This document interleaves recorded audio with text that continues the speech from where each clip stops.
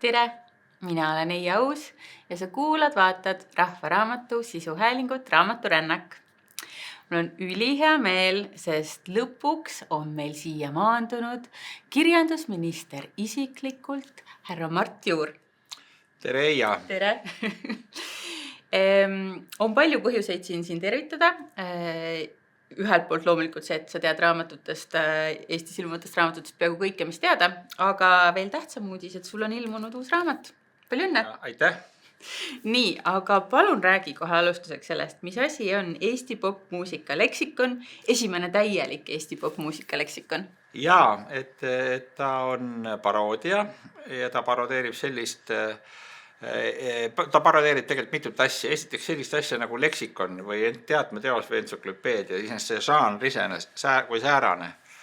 Ja teiseks ta parodeerib muidugi seda, kuidas me räägime, õieti kuidas me kirjutame popmuusikast, milliseid pressiteateid saadetakse välja, millised on need nii-öelda taustalood või iseenese lood, mida popmuusikud ja nende taustajõud endast levitavad ja siis sellised standardsed ülevaated artistide loomingust, aga kohe ma ütlen ka seda, et see ei ole nii-öelda olemasolevate Eesti artistide paroodiad, et parodeerimine on väga tänuväärne materjal, näiteks Näosaade parodeerib ju ka nii Eesti kui välismaa omasid, aga nad parodeerivad konkreetset artisti, tema konkreetseid selliseid füüsilisi ja muusikalisi märke. Et see raamat parodeerib mitte konkreetset, siit ei ole mõtet otsida prototüüpe. Ta parodeerib sellist popmuusika maailma kui niisugust ja võib seda võtta ka sellise fantaasiana, et kuna kõik need siin ette tulevad artistid on fantastilised teataval määral sellised nagu peeglitagusest maailmast pärit, et siis võib seda võtta ka sellise fantaasiateosena, et milline võiks olla mingisugune teistsugune Eesti popmuusika, et see ka need ajastud, kuhu need artistid ja ansamblid paigutuvad, mingis mõttes see ajatelg on nagu Eesti oma küll. Et seal kuskil vahepeal vilksatab ju mingi enne sõjaaegne Eesti isegi lausa. Ja siis on mingisugused 50-ndad, 60-ndad, just nagu märgid on, aga need märgid on ka sageli paigast ära ja nihkes ja kuidagi, et seda oli väga huvitav teha ja väga huvitav nii-öelda selle kallal töötada. See tulemus on üsna ogar ja mul endale ka väga üllatas, et mul endale ka humorist enamasti ei ütle, et talle endale mingi asi väga palju nalja tegi. Aga vaat selle raamatu tegemine tõesti oli lõbus üllatav ja tulemus on väga, väga raju. Ja pean ka muidugi ütlema, et pool selle raamatu võlust on kujundus ja illustratsioonid. Ja kujundused ja illustratsioonid, selle taga on selline kunstnik ja disainer nagu Tarmo Rajamets. Et pildid ja kogu see visuaal lööb selle asja käima ja inimesed, kes on seda raamatut lugenud, on väljendanud küll üllatus selle maailma üle, mis seal nagu tekstidest avaldub, sest tõesti see on nagu ühest küljest tuttav. See on nagu sa ärkad nagu tuttavas kohas, aga see ei ole nagu tuttav koht ka. Aga fotode kohta küsib, et kas need on lavastused, kas need on realistlikud fotod, et kuidas need fotod tulid, et ei, ka need fotod on tehtud. Ja siin peame ka ära ütlema seda, et me oleme mõlemad nii Tarmoga, mina rakasime selle töö juures, kasutasime tehisintellekti abi, et see on siis nüüd nagu need tehisintellekti kujundusprogrammid, mis annavad siis sellise imelise tulemuse, nagu siin raamatu näha on. Ja siin on sellised super olulised artistid nagu Urme Tudujalg, Urri Mürk, Signe Sõrm, Soola Tolm, Silmaringi kitsendus, Naabrimees Naatan, Nartsiss ja Nartsiss loomulikult, ilma Nartsiss ja Nartsissita ei saa, Juhuslik suund, Joonas Joon, Hambaravi Popp, C-kollektiiv ja tõesti mina ka ei osanud siit midagi oodata ja lihtsalt loen ja itsitan ja tõesti need pildid on, need on nii fantastilised ja usutavad. See Hasso Külvik on üks minu suurimaid lemmikuid illustratsioone, et Hasso on väga omapärase käekirjaga kunstnik ja muusika ja tema kontserti ülesehitus on võimas. Minu lemmikbändid on siin on kindlasti Vello Vokaal, on üks 50 aastatel tegutsenud laulja, kes suunas oma looming eelkõige lehmadele. Ja ta esitas oma muusikat suletud lauda uste taga tema kontseptsioon oli selline, et lehm peab muusikat tahtma, aga mitte saama. Ta suri varakult, aga temalt on ilmunud hiljem retrospektiivina selliseid salvestuste kogumikke ja siis muidugi Foonikakaru, mis juhtus siis, kui üks lasteaia rühm kohtus ansambliga Kraftwerk. Ja veel üks suur lemmik, siin on Higised sädemed diskoansambel Kanepist ja selle solist Vello Kuumjärv, kes alustas hiljem säravat soolokarjääri ja kelle kõige tuntum album on Higisemine kuul. Aga üks võimsaid bänd on Diatoonilised emad. See koosneb 12 paljulapselisest emast. Ansambel kogunes Saue muusikakooli fuajees, kui emad püüdsid lastest üle karjuda. Ja seal oli siis nagu 8 põhiliiget ja ülejäänud siis vahetusid ja siis nad salvestasid enamasti nendel hetkel, kas lapsed magasid või salvestused katkesid, kui lapsed üles ärkasid. Ja siis ansambel tegutses palju aasta, avaldas mitte, ta tegeles progerocki ja fusioni ja džässilaadse muusikaga. Ja nad olid väga tänuvõlgu oma meestele, kes nende muusika tegemist ei kommenteerinud või viisid alati lapsed lasteaed ja tõid nad ka lasteaest õigel ajal ära. Aga see bänd lõpuks lagunes, sest lapsed jõudsid murde ikka ja ei tahtnud enam emadega koos kontsertidele kaasas käia. Sellised lood, see ongi popmuusika argipäev. Aga mul on nii palju küsimusi. Ja Foonikakaru, ma soovitan soojalt kõigile Foonikakaru üles otsida, sest see kõnetab meie nagu sügavaid kihte meie lapsepõlvest ja kaasajast. Siin on diskomuusikat, folki, kõik absoluutselt. See on nii rikkalik maastik, et kui te seda hakkate lugemast ja kuulete muusikat oma kõrvades. Ja järgmise sammuga sa saadki ju toota AI abiga kõik need muusikad, mis siin on välja toodud. Kas saabki toota, kas ongi vaja toota, ma arvan, et lugeja hakkab seda ise kuulma. Et kui sa piisavalt kaua mõtled Hasso Külviku loomingu peale. Juba see pilt andis. Ongi, et sa siis sisenes sellesse, et ega vaata selleks, et Karl Eduard Taukari loomingut või Karl Friedrich Taukari loomingut kuulda ei pea tema Karl Eeriku muusikat, kui vaata lihtsalt Taukari pilt ja kohe tuleb meelde, et on segased lood. Huvitama, jah. Ja on segased lood. Või Tanel Padarit vaadates meenub, et kuu on päike ja nõnda edasi. Aga ma kuulen, et kõik see raamatu täis fiktiivseid bände ja nende loomingut on sul entsüklopeediliselt peas. Kas ta just peas on, aga kui sa oled ikkagi selle koostamisega tegelenud, siis midagi jääb meelde ka. Ja iseenesest see entsüklopeedia vorm või see, ütleme, teadmeteose paroodia vorm on Eesti kirjandusest üks oluline asi, et seda raamatut tehes, see mõte, et võiks parodeerida sellist popmuusika leksikoni, on mind aeg-ajalt külastanud, sest et kunagi olid popmuusika leksikonid 70, 80, 90, nad levisid Eestis, näiteks valguskoopiatena ja neid trükiti ju, eks ole, džässi entsüklopeediat. Džässi entsüklopeedia vist isegi ilmas ühe sakslase koostatuna. Aga popmuusika leksikonid olid hästi elujõuline žanr Eestis, esindas seda Anne Ermi Polkast rockini. Aga kaasaja muusikas seda teha ei jõutudki, sest kogu info kolis internetti ja sellist nii-öelda Eesti popmuusika leksikoni kui niisugust polegi olemas. Nii et selles mõttes see raamat mulle teeb tohutult nagu lootust, annab mulle see mõte, et ehk seda raamatut hakatakse kasutama teadmeteosena. Ja ma oleks väga rõõmus, kui sa leviks tõlgetena üle maailma, et siis inimesed saaksid Eesti popmuusikas sellise väga rikkaliku, väga huvitava informatiivse pildi. Aga teadmeteos on ju väga inspireeriv vorm paroodiaks, et teda teadmeteose või sõnastiku vormi näiteks kasutas juba Eduard Vilde oma nendes noorepõlve naljavilde nii-öelda töödes. Ja näiteks Roomulus Tiitusel on mingid sõnastikud olemas, isegi Oskar Luts, kuigi ta oli väga laisk inimene, ta suutis ka mingisuguse alfabeedi teha ühes oma vestes. Ja näiteks August Kailit, tal on leksikon olemas ja siis sõjajärgsest ajast Eesti kirjandusest muidugi põhiline materjal, klassikaline leksikoni paroodia on Toomas Kalli Eesti käkerdajate bibliograafiline leksikon.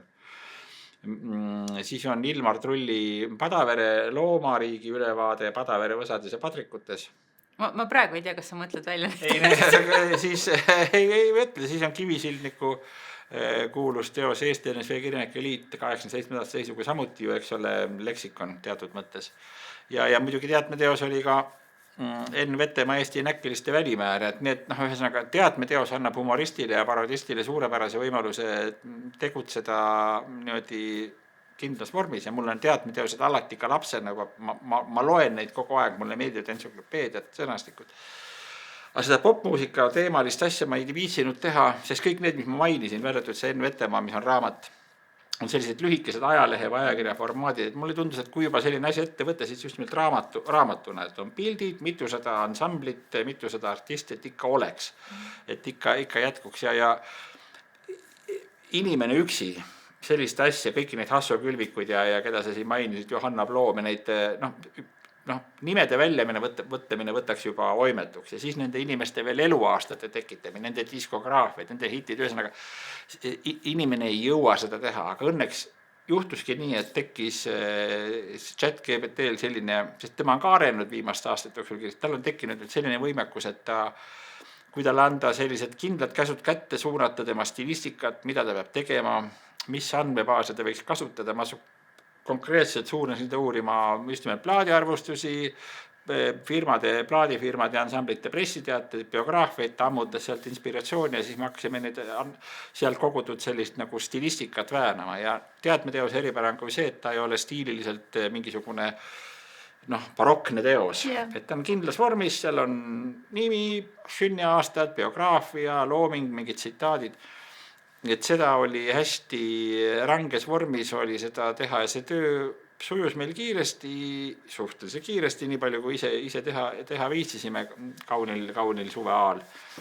Ja tulemus oli tõesti lõbus ja ma ütlen, et ma ei osanud ise sellest nagu seisukohta võtta, et mis ta nüüd siis on, aga kui kujundaja Tarmo selle nagu asja kätte sai, siis nagu Tarmo ütles, et Tarmo reaktsioon oli võib-olla selles mõttes kõige ehedam, et ta mõtles, et mõnikord mõtles, et ma olin juba voodis, mõtlesin, ma lähen magama.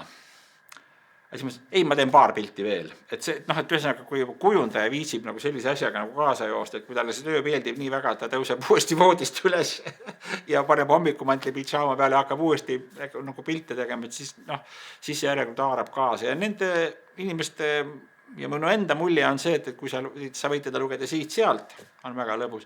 Aga kui sa hakkad seda lugema nagu algusest lõpuni, siis ta tegelikult läheb kuidagi inimese sisse. Ja siis sa naered juba, siis see naerena pole nagu selle intellektuaalne või vaimne või kuidagi põhjendatud, vaid ta lihtsalt on füüsiline, sest ta tõesti teeb haiget, see on niisugune targutav toon, see keemiline või sünteetiline toon, mida see ChatGPT toodab. Selle raamatu toimetamine, Katrin Streimann on selle toimetaja, on selles mõttes väga oluline asi, sest et inimesed kalduvad ju teksti tahtma kuidagi inimlikustada, aga teadmeteos ei pea olema inimlikus keeles ja mulle meeldib ka see keemiline keel, mida ChatGPT suust veel läheb, see ei ole ju inimese toon, mida ta räägib, aga siia see sobis suurepäraselt ja see Katrini toimetus minu arust on hiilgav selles asjas, et see kõik nagu töötab ja see kõik kokku moodustab sellise üsna nagu veidra kombinatsiooni, mis hakkab tööle. Ma mõtlesin ka, et ma olen ka sellest põlvkonnast, et lapsena ei olnud liiga palju raamatut, mida lugeda, et siis lihtsalt lugesin Nõukogude entsüklopeediat ja seal on ju ka lühilause, kasvab seal, leiab seal, vajab kasvamiseks seda, et niisugune null stiiliga põhimõtteliselt. Ja siis tuli veel meelde, sa ütlesid, et loodetavasti see läheb levima ja et Tomas Eloge Martínez, Argentiina kirjanik, kirjutas kunagi raamatu Püha Evita ja siis niisugune nagu fiktiivne Eva Peroni elulugu ja siis seal ta mõtles välja stseeni, et mis olid need esimesed sõnad, mis siis Eva ütles sellele Juan Peronile ja siis aastaid hiljem ta läks Evita muuseumisse ja siis need tema välja mõeldud sõnad olid suurelt seina peale trükitud ja need olid kasutatud igal pool lugudes, siis ta sai aru, et issand, et kirjanik saab päriselt ajalugu teha. Et ma kujutan ette, et 100 aasta pärast inimesed arvavad, et see ongi Eesti muusika ajalugu. Jaa, sest et võib juhtuda see, et internet võib ju mingil põhjusel ära kaduda, kaob elekter. Sest et kui ma kunagi aastaid tagasi, 15 aastat tagasi võib-olla, umbes nii kirjutasin ühte raamatut Eesti popmuusikast, mis rääkis Eesti popmuusika albumitest. 101 Eesti popmuusika albumit oli see raamatu pealkiri, siis too oli teist tüüpi teos ja too ei olnud ka nagu see, too tegeles nagu olemasoleva muusikaga, siis oli tõsine probleem oli see, et pidi otsima vanu 80-ndad, 70-ndad nii kui nii ja 90 ka, aga palju asju oli paberkandjal ainult. Aga siis mingil hetkel läks elu internetti ja siis see internetis olev info kuidagi oli siin-seal pilla-palla laiali ega kontrollimatu. Ja siis mingil ajal oli olemas selline andmebaas või selline sait nagu Eesti Ansamblite andmebaas, mida haldasid minu meelest päris nutikad ja väga korralikud vist Raja 7-ga seotud melovaanid või muusikasõbrad. Ja see oli hea tähestikupõhine, just nimelt selline internetis olev Eesti muusika leksikon. Aga nüüd, kui ma viimane kord seda mõnda aega tagasi vaatasin, et mis temast saanud on, siis teda nagu tava internetis enam polnudki, ta tuli välja mingi puhvriga kuskilt sügavustest, nii et ka see on, mis on tegelikult probleem, sest et kui nüüd keegi tõesti tahaks saada mingit ülevaadet Eesti popmuusikast, siis ma ei kujuta, kus ta selle saab. Siit ilmselt saab. Aga kuidas sina üldsegi jõudsid raamatute kirjutamise juurde? Kas mäletad oma esimest raamatut? Jaa, mäletan küll, et see oli aastal võib-olla 88, 89, 90, et ma olin siis ajakirja Spikker ametis ja tollal oli selline asi olemas nagu meelejahutaja, millest ja siis tekkisid juba kooperatiivid ja nõnda edasi, eks ole, polnud enam seda nõukogude režiimi, vaid oli selline vahepealne aeg. Ja seal tegutses Toivo Tootsen, Priit Taimla ja kes need põhimehed olid ja nad hakkasid välja andma sellist asja nagu meelejahutaja raamatukogu. Ja meelejahutaja raamatukogus seal ilmselt Lauri Leesi Üksilde suita ja Mõtiskused selline raamat ja olid Sulev Nõmmiku mälestused väga huvitav. Kahju, et nii õhuk, ta oli põhiliselt vihik. Sulevi mälestused, Sulev oli tollal veel täies elus ja tervises. Vahur Kersa mingisugune kogumik, üht-teist veel ja siis Toivo küsis, et kas mul ei ole soovi ja mingid lugusid seal avaldada. Mingid lood olid ja andsimegi need põmm välja ja Eiki Ernits joonistas pildid. Ja et oli selline üleminekuaegade õhuke vihikuke, pehmed kaaned, nüüdseks tänapäevaks juba üsna luitunud trükk, aga pildid jälle väga ilusad. Ja sellised, ta sisaldab minu väga varaseid noorpõlve lugusid, nii et seal on õige vara, isegi veel vist mingi kooli ajal kirjutatud teksti on seal, et ta on väga varane asi. Et seda raamatu ma mäletan väga hästi, et see oli selline ja kus vist isegi, mitte vist isegi, vaid maksti ja päris hästi tolle aja kohta, sellepärast, et see oli selline rubla aja lõpp, kus ühel hetkel tõesti inimestel oli raha väga palju, ma ei tea, kas oli. Et see on selline levinud jutt, et rubla aja lõpus oli inimestel väga palju raha, et mina nagu ei mäleta, et mul oleks seda väga palju olnud. Et see võis nii ja naa olla, aga et meenub, et Toivo kutsus mu hotelli Kungla, mis tänapäeval on maha lõhutud ja tema asemel on Hilton. Aga Kunglas istusid telemehed ja raadiomehed istusid seal alailma koos ja jõid seal konjakit ja muid jooke ja siis kutsus Toivo mu hotelli Kungla ja siis me läksime seal. See oli nagu selline all oli selline mingi lobibaar, mis argnes üle korrust. Et ma mäletan seda, sest see oli kuidagi ära, me koos Heikiga läksime sinna ja otsisime seal rägastikus, otsisime kusagil paari nurga rägastikus otsisime Toivo üles ja siis Toivo vaatas niimoodi, et kedagi lähedal ei oleks ja siis kutsus meid kuhugi ühe nurga taga ja siis võttis diplomaadi kohvrist, tal oli diplomaadi kohver tal täis 25 rublasid, saad sa aru? Mitte, neid olnud seal natuke, aga see kohver 25 rublasid täis ja siis ta luges meile sealt ikka nagu priskelt kamaluga. Ja sest see oli see aeg just nimelt, kus ka näiteks Pikri Õlmaal tegutses huumorikooperatiiv Aara. Et ühesõnaga inimestel ikkagi vist raha võis juba olla või see Vene rubla hakkas nagu lendama laiali inimeste kätte kuidagi mingil viisil ja siis igasuguseid meelelahutusorganisatsioonid tekkis ju kirjastus Kupar näiteks, eks, kelle raamatud tiraažid olid metsikud. Et Maria Siberimaal Heino Kiigere teosest ilmus mingi 100 000 või midagi sellist. Et pöörased, täiesti sõgedad tiraažid, mida on tänapäeval uskumatu kuulata.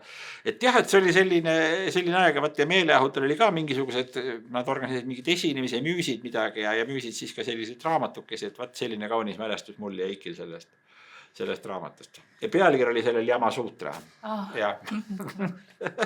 Mis pealkiri ütleb juba ära, et see oli see aeg, kus tulva tagant hakkasid tulema, ühest küljest hakkas tulema ajaloo teema metsavennad ja Eesti sõja-aastad.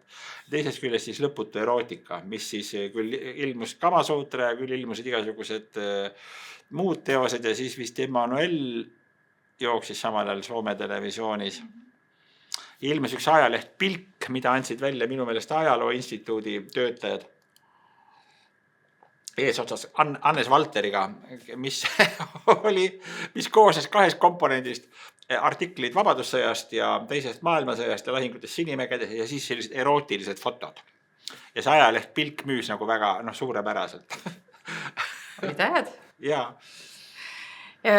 Aga mis sa arvad, kas, et see sa ütlesid, et olid nagu huumori kooperatiivid kuidagi või nagu oli inimesi, kes tegelesid huumoriga ja ajalehtedes oli huumorit ja ma ei tea, sündmusi oli ja ma ei tea, Kuldne Trio oli ja nii edasi, et kas tänapäeval on vähemaks jäänud seda huumorit või see lihtsalt kasvab kuidagi teistes kohtades? Ma arvan, et ta kasvab teistes kohtades, sellepärast, et tänapäeval on ikkagi väga palju on nii-öelda nagu internetis tegutsevad sellist, mille autorid pole teada, mis lihtsalt ütleme kuidagi nagu levib kas meemidena või tontab kust, et osad muidugi neist on nagu rahvusvahelised, aga osad on ilmselt eestlaste tehtud või kohalike inimeste tehtud. Teiseks on meil ju silmatorkavalt tegus stand-up koomikute koosseis ja neid ei ole sugugi vähem, kui oli neid veneaegseid estraadi tähti humoriste, kuigi neid venel oli ka üpris palju. Televisioonisaateid ja raadiosaateid ikka aeg-ajalt tullakse kokku ja siis räägid, et televisioonis võiks ikka naljasaade olla. Aga ega ta ei ole lihtne teha, et küsimus ei ole ainult nagu rahast, et öeldakse, et see sõltub nagu rahast, et see sõltub nii paljudest asjadest. Ja televisiooni huumoriga on üldse väga keeruline värk, sellepärast, et seal on nagu see ja komöödiafilm on samuti väga keeruline, aga film on natuke teine asi, sest filmis sa kuidagi saad anda nagu aega, natukene aega atra seada. Kangena, ütleme, et Jan Uuspõld saab teha mõned sammud nii, et kogu aeg ei pea vist sellist naljakas olema enne, kui peaks hakkama nalja saama. Aga need nagu teleshowd peaksid olema alguses peale kohe plaksti. Ja see tempode värk ja see kõik on, et sa võid sinna nagu raha anda ja maksta, aga kui seda nagu tunnet ei ole, siis seda nalja ei tule. Ta räägitakse, et õudselt kahjut ei ole ja kusjuures näiteks ongi kahju, sest näiteks saade Pehmed ja karvased oli ju tore ja seda inimesed vaatasid. Ma ei oska öelda, kas nad tänapäeval seda vaataks, aga omal ajal nad vaatasid. Ja ta oli nii oluline, sest et ta võttis nädala poliitikasündmused kokku ja täitis täitsa sellist nagu poliitsaate rolli ja neid on olnud ju veel. Ja näiteks selline väike lihtne saade, mida keegi vist ei mäleta, aga mis pakkus minule väga palju, oli Heeringas Veenuselal, kus väga head näited, Tiina Tauraite ja Liina Vahtrik ja Taavi Teplenkov ja ühesõnaga väga head näitlejad tegid vist, nad kasutasid vist küll mingit inglise skripti, millest oli ka näha, et see on inglise skript, sest need naljad olid väga ökonoomsed, väga hästi üles ehitud ja kindla alguse kiire tempoga nõnda, aga jah, eks ole, aga see pole nagu mingis mõttes nagu kohalik toode, nii et nalja vist on täitsa piisavalt tänapäeval ka. Ma ise pigem tunnen, et mul on hea huumorimeel ja kui ma olen ruumitäie rahvaga, siis ma suudan neid panna naerma, aga et kirjutada naljakalt, see tundub mulle täiesti ületamatu ülesanne. Ja kui ma ka õpetan loo kirjutamist, siis täpselt sama, et küsivad mu käest, et kuidas kirjutada naljakalt, siis ma mõtlen, et ma ei tea, ma lähen küsin ChatGPT käest, kuidas kirjutada naljakalt. Et kas sa oskad selle kohta midagi öelda, kas huumorimeel või on midagi, millega sa sünnid või on võimalik seda arendada või kuidas näiteks kirjutades või rääkides on erinev see, kuidas sa lauseid näiteks konstrueerid või mingeid nii-öelda punchline või? See vist algab tegelastest ja situatsioonist. Ja muidugi sellest üldisest toonist, mille sa valid, et ma arvan, et kui sa tahad, sa võid väga naljakalt kirjutada ja kirjutad ka tegelikult, et ütleme selline, kui nüüd, et ma nüüd kirjutan naljakalt, et see ei ole nagu õieti midagi, et sul peavad olema karakterid, mingisugune maailm ja siis sa kirjutadki. Nõus. Siis sa kirjutadki, et see ei saa kuskilt tühja koha pealt tulla, et ise asi on nagu absurd ja selline keelenali ja selline keeles need kalambuurid ja muu selline värk, aga seal see on tõesti töökeelega, kui sa tahad lugu teha, siis on ikkagi karakterid, keskkond ja kõik muu. ja noh, et muidugi on autoril võimalus valida, et noh, et kas ma teen sellise draamavormist, kas ma teen sellise noh, niisuguse kulgeva loo või teen komöödia asjad, sealt sa siis valid need episoodid ja sest iga noh, ütleme, et noh, üks ja sama tegelane võib erinevas loos käituda ju erinevate reeglite järele. Aga sul endal on nii tugev see huumorigeen, kas lugejana sa ka otsid helgeid, rõõmsaid, naljakaid, absurdseid raamatuid või sa puhkad lugedes absurdist ja naljast? Ma üldiselt lugedes puhkangi, et see on üks minu vaba aja veetmise viise, mis mulle väga meeldib muusika kuulamise, liikumise ja koeraga jalutamise ja jalgrattasõidu kõrval, aga ega ma nüüd nagu ei hakka raamatut spetsiaalselt nagu otsima, noh mingid asjad, näiteks a priori, kui ma näen, et on ilma mingi nagu paks ajalooraamat, siis see mind tekitab, ma nägin siin raamatu Vene revolutsioon, ma olen seda küll lugenud, see on suurepärane teos. Et kui ma näen mingit huvitavat ajalooraamatut huvitaval teemal, siis ma muidugi katsun üles otsida. Aga ilukirjanduse puhul, noh, ma tean, et on muidugi, et on erinevatel autoritel erinevad teosed ja erinevad autorid erinevad toonid, aga ma nüüd spetsiaalselt ei otsi. Ma muidugi tean, jah, loomulikult ma tean, et näiteks et Kivirähk võib mind panna nii nutma kui ka naerma, aga seda sama teeb ka näiteks Piret Raud, kelle puhul, Pireti puhul räägitakse alati sellest nagu tõsisemast ja nagu võib-olla isegi tumedamast poolest tema loomingus, mis on ju reaalselt olemas. Aga selle kõrval on Piret ju minust suur humorist ja suur satiirik. Sest ega see tumedus ei paistaks muidu nii silma, kui seal kõrval poleks seda Pireti kerget sulge ja nagu maru täpsed sõnad. Võib-olla igasuguse kirjutamise puhul, mitte ainult nagu naljakalt, vaid ka nagu luule, proosa, igasugune asi vajab ju täpsust. Mida täpsemalt see asi on rihitud, seda paremini see läheb. Et lihtsalt nagu naljaraamat, klassikaline naljaraamat näiteks on Jerome see 3 meest paadis, jube naljakas raamat. Või siis näiteks britid on kõik need Waterhouse ja Jesper ja mitte Jesper, vaid see, mis on see, tead see peremees ja tema Jeeves ja Wooster, Et britid on selle žanri arendanud ju kõrgele ja kaugele, et need on kõik maru vahvad või näiteks Mark Twain või Oskar Lutz, et see armaada on lõputu. Palusin sul täna võtta kaasa oma viimase aja lugemiselamusi. Mis sa kaasa võtsid? Jah, ja püüdsin neid siit ka raamaturiülist veel leida, et ei viitsid väga suurt kuhja kaasa tassida, aga näiteks pean tunnistama, et Loomingu raamatukogu on valdavalt läbi müüdud. Ma tahtsin võtta Muriel Sparki Loomingu raamatukogus ilmunud nüüd hiljuti lühiromaani, kas Juhi kõrvalistu või midagi sellist. Mis on, Muriel Spark on mul vana tuttav, tema esimene raamat ilmus juba vist 85. aastal, Memento Mori ja Miss Prodiglan, oled sa lugenud neid? Aga väga ammu. Soovitan üle, sest see Memento Mori on raju jutt, et kui sa küsid, et mis asi on nagu naljakas raamat, siis see Memento Mori tegelikult vormiliselt vist ei liigitu nii-öelda huumoriraamatutele, sest seal on väga eakad tegelased, kõige noorem vist on mingi 78-aastane. Juba naljakas. Jaa, sest et me näeme seda, kuidas 80 ja 90 aastas inimesed, et nagu laulis Ultima Thule, et me kaasa sündinud sunnid, need kuhugi kao, täpselt nii nad ongi, et see võid olla noor või keskealine inimene oma kaasasündinud tungidega, aga samasugused tungid kütavad ka vanurite peale edasi. Et see on ühest küljest selline kurb lugu, sest ütleme nii vanad inimeste puhul on selge, et eks ole, et see lugu ühel hetkel lõpeb, aga samas on see nii, võib öelda ka must huumor ja nii läbiv nagu hästi selles mõttes nagu mehine huumor selle sõna tähenduses, et ma ei anna järele, ma ei tagane ühega asjast, et ka kõige nagu hullem või mustem nali tuleb seal ära. Ja Miss Prodiglan oli pisut teistsugune lugu, see rääkis sellest kooli nagu grupi elust, natuke tegelikult vägivaldne süngelugu ja siis hiljem oli veel Muriel Sparkil oli veel üks raamat ilmus ka veel nõukogude perioodil,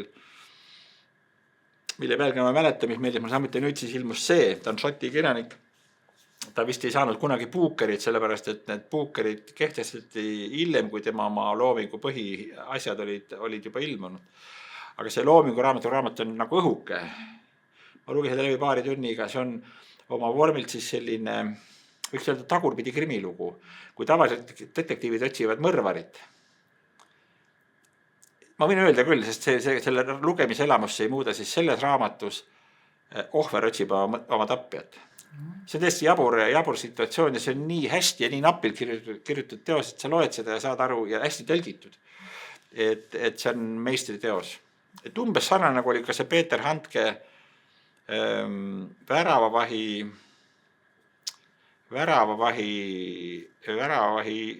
hirm kaotatud värava. Ühesõnaga raamat, see on see tänapäeva punases sarjas ilmunud raamat.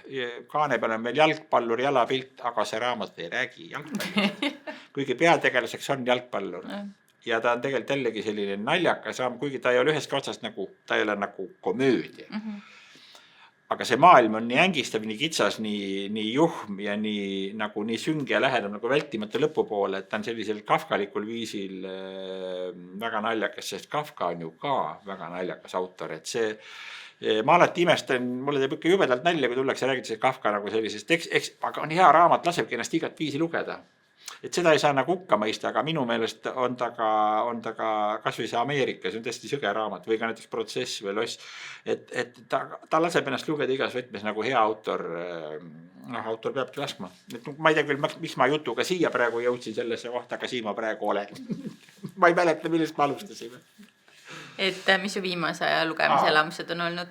Jah, et võtsin kaasa ja siis ma tahtsin otsida Loomingu raamatukogust Liis Aalmani uut luulekogu, mille pealkirja ma ei mäleta. Pääsulinn. Ja jällegi, et minu suhe luulega on ju selline, et ma ise ei luuleta, veel on mingid naljatekstid või mingid sellised totakad, mingid paroodiad jällegi või mingid naljakad, mingid asjad. Aga luule mulle kui lugejal oluline, seepärast, et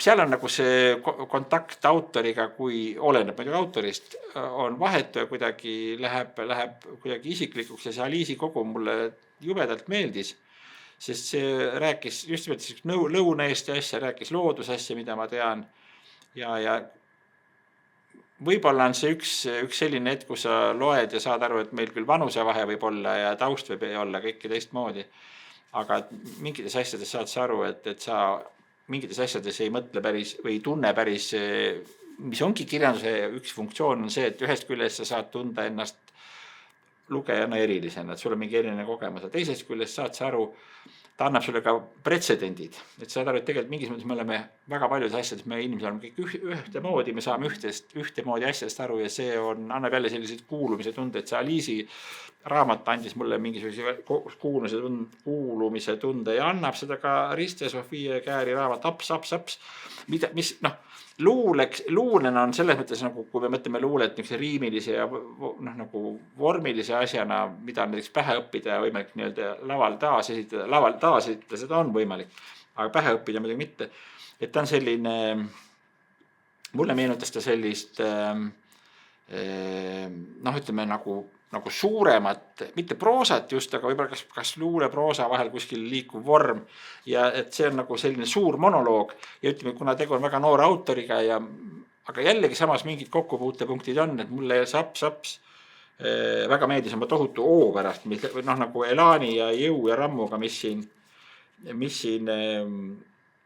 käid edasi-tagasi, kööki ja tagasi, magad välja end lõpuks ja tänulik oled, et kõik läinud nii nagu läks.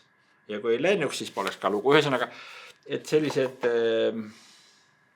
selline raamat, Aps, Riste Sofie Käär, aga siis, kuna ma armastan ka põnevuskirjandust,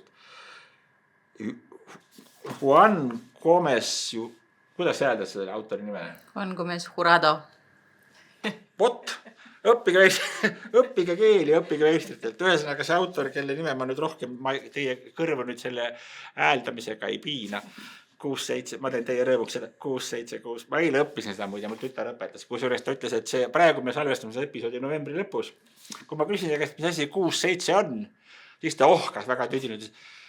Miks sa seda küsid, küsis ta väga kahtlustav, mõtlesin, et ma lugesin Delfist artiklit selle nähtuse kohta. See pidi praegu moes, mis ta ohkas, see oli moes septembris.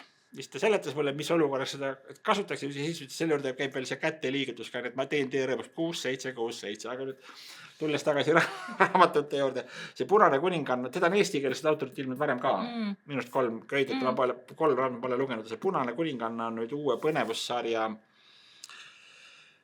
esimene raamat Antonia Scott on peategelane ja inspektor, kuidas sa hääldad selle nime?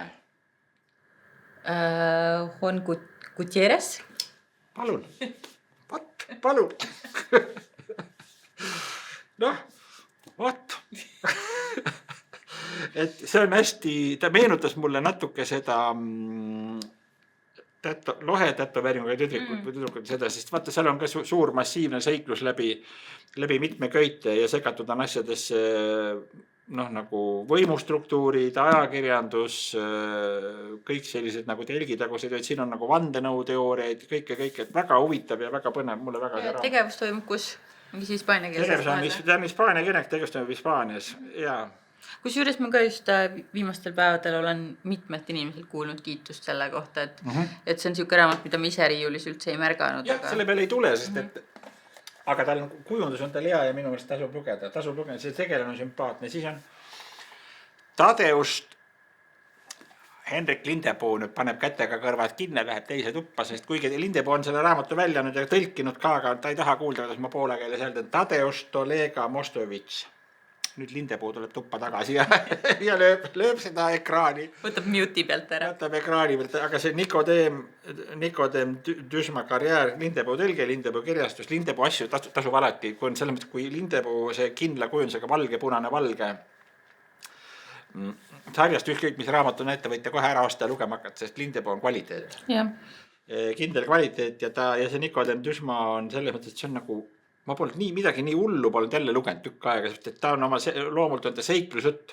Ta ilmus enne sõda, see raamat, napilt enne sõda ja ta on selline mingis mõttes nagu Poola Aguli õhustikus algav lugu ühest pätist ja suhteliselt rumalast inimesest, kellest erinevatel asjaoludel näiteks nagu seikleja Felix Krulli pihtimised Toomas Mann või Roderick Randami seiklus Toomas Mallet, kus lihtsast keskkonnast pärit, aga hakka ja sell tõuseb enneolematusse kõrgusse. Ja see Nikodem Düsma on põhimõtteliselt kelm ja suller ja petis. Ja see raamat on seal tema karjääri kirjeldus ja see on nagu ühesõnaga hästi tuttav, sest need mingid Aguli stseenid kuskil Varssavis ja siis hilisem see nagu võimuvaldkondades, kus ta liigub, mitte et ma liiguks kuskil võimuvaldkondades, tundub tuttav nagu olevat. Et see on, ja ta on, see on, kui sa küsid jälle, milline raamat on naljakas, see raamat on naljakas kindla peale. Et see, siis Toomas Kall, üks minu suuri eeskujusid, Eesti humoriste. Toomas Kall on kirjutanud poeem Üks päev läbi minu elu, okipäev, et siis Toomas ise ütleb selle kohta, et see on tema ülim samm, mille ta suudab teha nii-öelda oma biograafia või eluloo raamatu poole ja see on vormilt on see, et ta on võtnud oma sünnipäeval, mis on tema sünnipäev on 16. oktoober, kui ma nüüd õieti mäletan. Jah, ta on sündinud 16. oktoober 1947. Ta on pannud siis kirja igal 16. oktoobril läbi aastate, millest on kirjutanud ajalehed. Ja see on väga huvitav kroonika, väga huvitav kroonika, et algab see aastaga 47, tuleb välja tänapäeva. Wow. Et see on üks väga huvitav pilguheit nagu maailma muutumisele. Just läbi oma sünnipäevad, väga see on hästi huvitav, lugesin suure huviga. Nii, Andrus Kasemaa, minu kangelased. Kasemaad te vist olete näidanud, rääkinud. Seda konkreetset raamatut ei olegi. Jah, sest see on, tal oli vist eelmine raamat oli Aukolhoosi korral, kui ma nüüd õieti mäletan. Et Kasemaa jätkab sellist Eesti, tänases võib-olla sellises nagu peavoolupoliitikas domineerivat voolu, kus suund on selgelt edasi Euroopa Liidu ja euroopalike nii-öelda majandussuhete poole. Tema ujub vaikselt ikka tagasi sinna kuskile kolhoosi aega. Ja see raamat Minu kangelased räägib siis põhimõtteliselt tema perekonnast. Jälle väga naljakas raamat. Mingis mõttes meenutab Kivirähki, sellepärast, et siin suur osa sellest raamatust kulub selle peale, kus ta räägib, kuidas tema isa Vene ajal varastas kolhoosi, see on ülinaljakas. Ja kusjuures ma tean, mul on Otepääl ka paar tuttavat meest, kes on nõukogude ajal nii palju varastanud, kui vähe jaksas. Tegelikult see nõukogude majanduse eripära oli see, et seal tõesti kõik varastasid. Ja siin on veel muidki asju, et ta on selline raamat, mille lugemine võib teha ka inimese ärevaks või rahutuks, sest siin on ka näiteks juttu sellisest küsimusest, et mida me ikkagi hakkame peale siis, kui reaalselt sõda algab. mitte keegi ei taha sellest nagu edasi mõelda, et me räägime sellest, et meil on need varjumiskohad ja siis meil on neid nii palju, meil on rakette ja meil on selliseid asju, aga mis siis tegelikult juhtub? Mitte keegi ei tea, mis tegelikult juhtub. Et see ma alati kuulan neid jutte, ma loodan alati parimat. Aga mul tuleb alati ka meelde Murphy seadus, et kui asi tõsiseks läheb, siis lasevad kõik jalga. Ja Kasemaa küsibki just nimelt, et kes lasevad jalga, kellel on see võimalus, kas keegi, kes kasutab seda võimalust, kui tal see võimalus on ja mida teevad siis need, kellel seda võimalust ei ole, mis neist saab. Et need on jälle sellised asjad, millest nagu need jutud kaitsetahtest asjast kuskil lõpevad mingi koha peal ära. Ja vaat Kasemaa läheb sellest joonest üle ja see on tegelikult suhteliselt ebameeldiv maailm, kuhu ta su oma mõtetega viib. Ma ei tea, kas sellega tasub kaasa minna, aga vist tasub. Ja ühesõnaga ta on sisukas ja samas ka kuna ta on niivõrd jälle nagu tagasihoidmet või sellegi selles mõttes mehine raamat, et ta ei peatu. Ta läheb ka edasi sinna, kuhu võib-olla ei peaks minema, et tasub lugeda ja muidugi jällegi väga huvitav. Et seda konkreetset Sauteri raamatut Varasta päeva ma lugenud ei ole, aga ma lihtsalt võtan selle lihtsalt kindla peale kätte, sest Sauter on jälle selline, ta on selline autor nagu Õnnevalu või Kivirähk. Või neid on ju veel, näiteks kas või juba mainitud Piret Raud, et see on nagu kindel kvaliteet. Kui sa tead, et see autor on raamatu, sa võid selle kindlalt võtta seda lugeda, sest mulle Sauter jubedalt meeldib, see Sauteri karakter mulle jubedalt meeldib, eluga natuke kimpus, et alati on tal mingid jamad, aga nende jamadega ta hakkama kuidagi ei saa, aga samas elu läheb edasi, need jamad vaibuvad ära, tulevad uued jamad, siis on seal see nagu natuke õnnetu, aga samas ka lõputult optimistlik peategelane.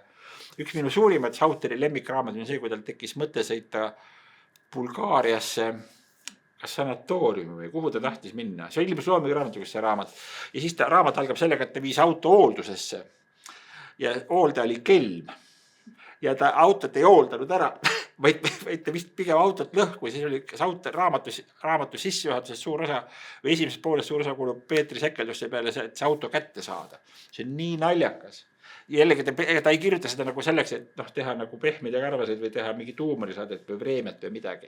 Et ei, see ongi naljakas, kui inimene kirjutab oma elust hästi siiralt, ausalt, ilma igasuguse viltida. Nii näiteks nagu Krister Kivi suurepärane reisipäevik. Oled sa lugenud raamatut Õhus? Kristeri raamat ilmus mõned aastad tagasi, mis põhimõtteliselt koondas tema Facebooki postitusega. Kuna sa oled Kristeri sõber, nagu mina olen, siis sa tead, mis vibe seal on. Et jälle samasugune, et väsimatult pessimistlikus meeleolus pressid ennast läbi raskete päevade ja seda lugeda on nii ühest küljest teeb natuke kurvaks ja tunned kaasa, aga teisest küljest ülinaljakas. Ülinaljakas ja ei Peeter ega ka Kristeri nori nagu lugeja kaastunnet, vaid just nimelt pigem ma arvan, nad lõbutsevad natuke ise kaas, nad keeravad nagu võlli üle, sest ka näiteks Õnnevalu on selline autor, kelle puhul öeldakse, et Õnnevalu räägib igavestest küsimustest ja esitab meile neid raskeid küsimusi ja ta on väga tõsine autor ja ta räägib nagu Eesti lugu põhimõtteliselt.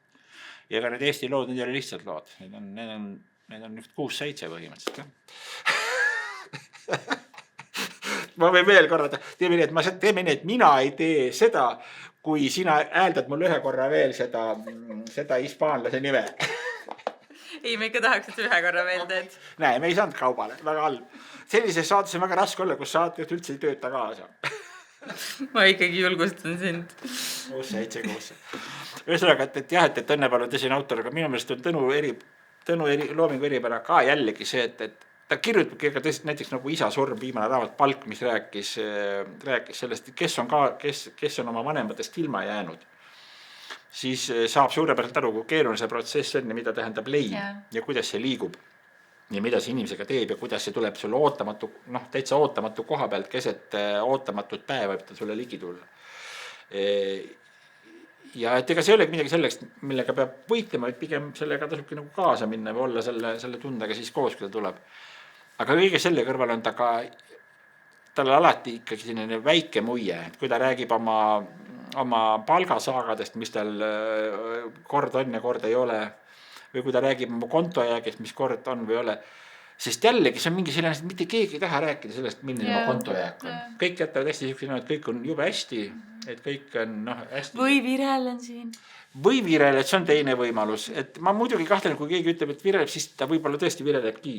Aga teine on võib-olla see, et inimesel on lihtsalt need standardid nii kõrged, et ta tahaks elada palju jõulisemalt. Aga üldiselt minu mulje on see, et jäetakse ikka mulje, et kõik on jube hästi, kuni siis juhtub mingi asi, mille tagasi lõpeb, et kõik ei ole hästi. Tõnu nagu ei tekita sellist sirmi, et kui tal on kehva olla või kehva rahalises mõttes, siis ta räägibki sellest. Näiteks suur väärtus on veel näiteks, mis oli see romaan, mis oli raadio, mille tegevus toimub veel krooni ajal, vahetult enne Eesti liitumist Euroopa Liiduga, et suurepärane raamat, iga suvi loen seda üle, ootan, et tuleks kordustrükk, sest ta on hästi kehva köitis, ta on mul kodune eksemplar on ära lagunenud, ta on pehmes köitis, liimköitis. Üks tore asi, mis selles raamatus on raadios, siis on see, et tal on nii paljude asjade hinnad kirjas, palju mingi asi kuskil rubla või seal krooni ajal maksis. Et sa loed ja mõtled, oli kas tõesti oli nii, ja oli küll, ja see tundub, et see on nagu mõttetu ja tühine, aga ei ole. See on oluline, sellised asjad tulevad meelde, kui sa oled ise selle aja läbi teinud. Nii et Õnne Palu on jälle selline autor, kelle puhul on need tõsisemad toonid ja muud toonid kuidagi läbisegi ja põimunud. Ja siis ma rääkisin luulest, leidsin siit ka Lumi tuiskab, mina laulan Juhan Liivi raamat, et Juhan Liiv on lihtsalt selline, et kuna ta on nii Eesti asi, kui vähe kannab olla, et Eesti luule ja Eesti kirjandus ja mingi suur osa Eestit püsibki Liivi peal. Et selles mõttes see on, kas see oli nüüd koondkogu või oli see valikkogu? See on valik. Ühesõnaga, see kogutud Liiv võibki olla liiga palju ja seal on igasugused asju, aga see on hea valik, tugev asi, soovitan alati kätte võtta, eriti saab ka veel talv, Lumi tuiskab, mina laulan. Üksik võtad hommikul õhtul möödud raamaturiiulist tuba, on ütleme pime, võtad kätte ja vaatad, mis ta ütleb, sest ta oli suurepärane luuletaja, eriti kui sa mõtled selle peale, mis ajast ta tuli, millisest keskkonnast ta kasvas ja milline oli see selline Eesti, millest ta kirjutas, või millisest ta oma tööd alustas, et see, ma alati imetlen neid algusaja Eesti autoreid, ma olen ise maal kasvanud ja et kui ikkagi läheb pimedaks, siis ongi nii pime, et on päris pime, kui just taevas ei ole pilvid ja tähed ees ära. Ja kui sa nüüd mõtled, sellises pimedas Eestis kusagil tekkisid mingid autorid, kes hakkasid ja mitte sakslased, sest sakslased elasid mõisates, saksa autorite töö on ka väga oluline. Või ka siis näiteks need nagu Kreutzwald ja Fehlmann, kes mursid eestlase seisvusest välja ja siis hakkasid saksa elu elama, aga ei unustanud oma eestluste juures. Aga Liiv oli ikkagi lihtne talulaps. Ja neid on veel, et selles mõttes on imeline, kus see kõik tuli. Meil on siin saates traditsioon, et külaline alati loeb ühe luuletuse ja see, mis sa praegu jutustasid siia, sobib imehästi luuletus talveõhtul. Palun väga. Mets mustab ööne ma alustan uuesti. Mets mustab, ööne hämar on laotanud üle maa. Nad võtnud 11 hõlma siin talveõhtuga. Jäänud vaiki orgia võsa, mets lumi heinamaa. Nad võtnud 11 hõlma siin talveõhtuga. Üks täheke veel udust kord vaatab. Kaob ka. Nad võtnud 11 hõlma on talveõhtuga. Ma vaatan aknast välja. Kui rahul heinamaa. Kui pühaline vaikus on üle kauge maa. Ei ole röömu, ei valu. Mis minu rinnassa, nad võtnud 11 hõlma siin talveõhtuga. Ja aastast 1904. Väga mõnus. Jah. Täitsa kujutasin ennast ette kuhugi lante vahele. Just. Aga näiteks sa oled Piret Rauda maininud täna paar korda, et kui sa soovitaksid kellelgi, kes ei ole varem Pireti loomingut lugenud, siis mis raamatust võiks alustada? Piretit teatakse ju lastekirjanikuna põhiliselt, kuna Tobias Teine B ja veel mitmed raamatud on kooli kohustusliku kirjavara hulgas ja ta ongi suurepärane lastekirjanik. Aga ta on nüüdseks avaldanud, kas on 3 või 4 romaani ja jutukogu. Üks oli jutukogu. Ja ega ma viimane on see Keedetud hirved aeg, see on, ma ei ole üldse kindel, et see poes saadaval on, aga kui on, siis lugege seda, aga üldiselt ta on täpselt siuke autor, nagu ma mainisin, kui te teda näete, siis võtke julgelt ja oske raamat ära või laenutega hakake kohe lugema, sest et tema täiskasvanud asjade puhul seal tegelikult ei ole vahet. et kõik on head raamatud erineval viisil. Need paar esimest, kus oli sellist, esimene raamat rääkis, ma nüüd õieti mäletan, seal oli tegelaseks üks kunstnik, ma ei mäleta, mis erialakunstnik oli, ja siis oli üks naisteajakirja toimetaja või peatoimetaja, et seal oli sellist nagu sellist naisteajakirja paroodiat võib-olla nagu sellisel kujul, mida mulle jubedalt meeldib lugeda, et seal oli just nimelt sellist paroodilist momenti ja ta oli võib-olla üks lõbusamaid ja helgemaid Pireti raamatuid. Aga hiljem on ta on, mitte ta muutuks, aga ta alati lisab mingi uue kihi või näitab ennast kuidagi, näitab enda uut võimet või uut sellist mingit asja, mida ta teha suudab ja ta on jube autor, et ma ütlen, et võtke kõik, mida näete, lugege. Aga mis on olnud mõned raamatud, mis on su elus sulle olulised olnud, mis on, ma ei tea, trööstinud raskel hetkel või pannud teistmoodi maailma mõtestama või mis iganes põhjusel olulised sul olnud? Need lapsepõlve raamatud on ikka meenutatud ja räägitud, et kõik need Oskar Lutsu teosed ja Šveik ja Till Uhlenspiegel ja neid oli tohutu armaada, Tšehhov, mulle lapsena meeldis neid Tšehhovi, eriti need naljad Tšehhovi asju lugeda. Aga kui ma hilisemast ajast mõtlen, siis kusagil 80 aastat alguses või 80 ilmus Airis Möödöki Must prints eesti keeles. Eesti raamat andis välja ja ma olen püüdnud hiljem seda üle lugeda ja siis ma selle raamatuga enam kontakti ei saanud. Aga siis, kui see ilmus, avaldas ta mulle millegi pärast tohutut mõju ja ta mulle jubedalt meeldis. Sama võrd meeldis mulle ka Võrgu all, Möödöki järgmine raam. Ilmus nüüd vastupidi, oligi veel Võrgu all, ühesõnaga vahet pole. Et nad tegid avaldasid sellist muljet mulle, et ma mõtlen nende peale sageli, aga kui ma olen üritanud neid üle lugeda, siis ma pigem ei taha. Ja Möödökit hiljem on eesti keeles ilmunud veel ja ma olen ka neid hilisemaid asju lugenud, nad on head, aga nad nagu seda esimest, Eesti lugeja esimest muljet nad ei ületa ja Kurt Vonnegut muidugi Tšempeni teine oli jälle selline asi, mis pani ikkagi jälle peas midagi liikuma, sest see oli nii teistmoodi asi, eriti Nõukogude Eestis.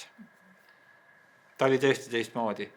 Ja Vonnegut on ka eesti keeles, mis peaaegu täiesti kõik välja antud ja ütleme, et kui sa tema kogu loomingut, ma loen ja armastan seda väga, aga samas ega ma üle lugeda enam ei suuda, sest see formaat on selge.